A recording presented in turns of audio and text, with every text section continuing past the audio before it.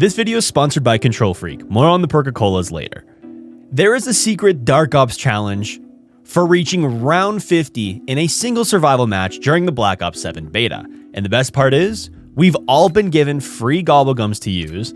These don't carry over to the Black Ops 7 main game, and they're not used from your current Black Ops 6 stash, so might as well use them for this challenge. I only used one Perkaholic and one Wonder Bar to get all my perks, and the ray gun from the mystery box. If you don't have gobblegums left over because you're a psychopath and you've used them already, you'll have to use the mystery box as normal until you get the ray gun, and use the Wonder Fizz machine to get all of your perks. When you load into the game, the first thing you'll need to do is clear the infestation on the power pump, and then open up the farm and activate the power. That's all there is to this survival map. Now, when it comes to the strategy, you'll need your ray gun and at least PhD flopper so you don't take splash damage. You're gonna stand on any stack of hay, on a car, anywhere zombies have to climb up, and that's the only way they can access you. You're just gonna shoot the ground, or at least whatever they're trying to climb up on, with the ray gun. PhD is gonna make sure you're not taking splash damage. That's the most important part of this entire strategy. And you're gonna be able to fly through rounds doing this. You're gonna do this all the way until round 50, but there's a couple things we need to cover first. The Rampage Inducer, if you turn it on, is going to speed up those earlier rounds, and your ray gun's gonna be powerful enough where you're just gonna kill all of these zombies in one shot. Another thing is you're gonna have to upgrade your armor. I forgot to upgrade my armor for the longest time. Don't do that. I'm surprised I didn't go down. But upgrading your armor is important. And then, of course, pack-a-punching your ray gun. You'll notice eventually it'll get weaker and weaker, but pack-a-punching fixes that. It's pretty rudimentary things here.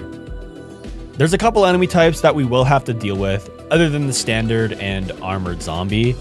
We'll have the odd max ammo rounds where Ravengers spawn in, and when they're spawning in on normal rounds, they're relatively harmless compared to everything else.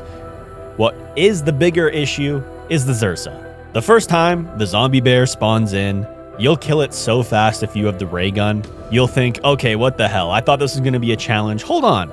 We're on round 16. We got a long ways to go. We're coming back to the bear later on. And as you're continuing the high round strategy, you're going to have the zombies become stronger and stronger, and you notice your ray gun is going to do less and less damage. Make sure you're pack-a-punching it. But eventually, when you get to a high enough round, each time you have to reload, you might run into a little bit of trouble with zombies damaging you. If you run the field upgrade, Energy Mine, and if you're paying attention to your ammo count, every time you're about to need to reload, use your Energy Mine, and it will kill all the zombies even close to you while you reload, and then you just go straight back to the ray gun strategy.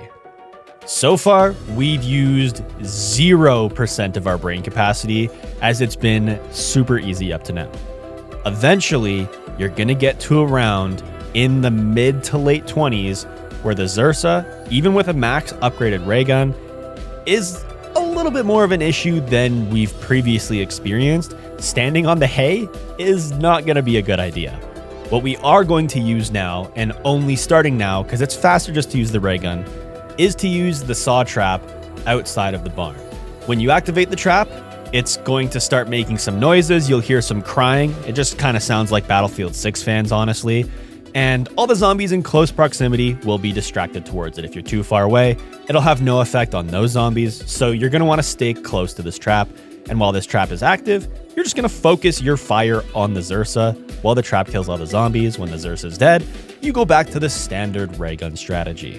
When you get to the higher rounds, we're talking 30s, 40s, you're going to be using this trap a lot more often, as the ray gun is still going to kill, but you're going to have to be a lot more attentive now.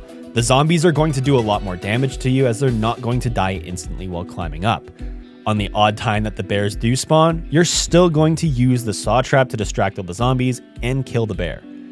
When you hit round 41 is where we find our next zombie enemy type, and this is the Doppelgast.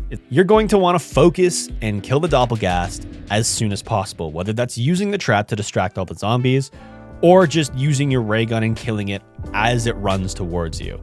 It's going to cause a lot of damage and can slow down your strategy of using the ray gun to kill zombies as they climb up.